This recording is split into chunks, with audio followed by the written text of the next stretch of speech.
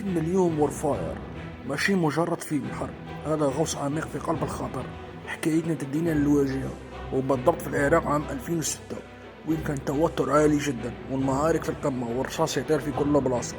هنا فرقة تاع نخبة القوات الخاصة الأمريكية كانت مكلفة بواحد المهمة سرية، مهمة ما ترحمش ولازم تتنفذ في السر وفي أقصر وقت.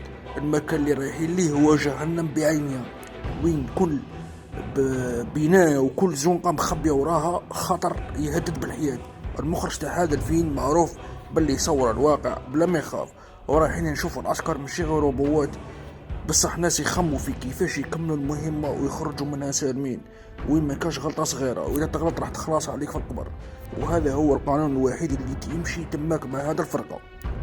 لكن الشيء المرعب اللي رايحين نشوفوه هو الثمن تاع هذه الخدمة. كل واحد في الفرقة راهو يحارب صراع داخلي خفي، والمهمة ماشي غير حرب ضد عدو خارجي.